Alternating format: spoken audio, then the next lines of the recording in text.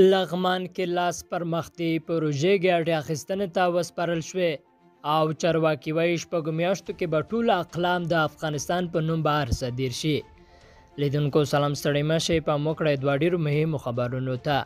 په لغمان ولایت کې د لاسو پرمختي پروژو کار بشپړ او ګټه اخیستنې ته وسپارل شو. د کلیو د پراختیا او بیا رغونې وزارت ویاند محمد رفیق جنبش نن شنبه ازادي راډیو ته ویل چې د دې پروژو له لارې به زرګونه جریبه کرنیز ځمکې زرغونې شي، د سیلابونو د زیانونو مخه به ونیول شي او د څو بېلابېلو سیمو د اوسیدونکو ترانسپورټي ستونزې به هم هوارې شي. په دغو پروژو کې د اوبو لګولو، د کانالونو، استنادي دیوالونو او د کلیو د سړکونو جوړول شامل دي چې د کلیو د بیا رغونې او پراختیا وزارت لخوا بشپړ شوي دي.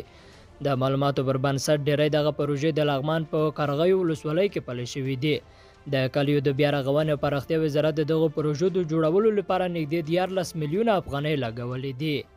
او د افغانستان د صنعت او سوداګرۍ وزارت وایي دغه وزارت په داسې یوې طرحې کار کوي چې تر راتلونکو شپږو میاشتو پورې به د افغانستان ټول صادراتي اقلام بهر ته د دغه هیواد په خپل نوم صادر شي.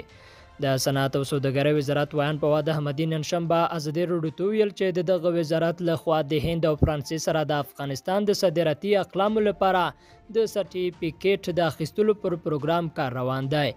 نوموړي ویل چې تر راتلونکو شپږو میاشتو پورې به ټول صادراتي اقلام د افغانستان په نوم او په معتبر سرټیفیکیټ سره بهر ته صادر شي. ښاغلي احمدي ویل د هیواد صادراتي اقلامو ته د سرټیفیکیټ په اخیستلو سره د نورو هیوادونو په نامه د افغانستان د صادراتي مالونو د صادرولو مخه به ونیول شي.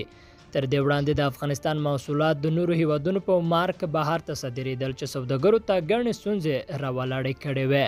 لیدونکو له ملتیا مننه، ښې چارې.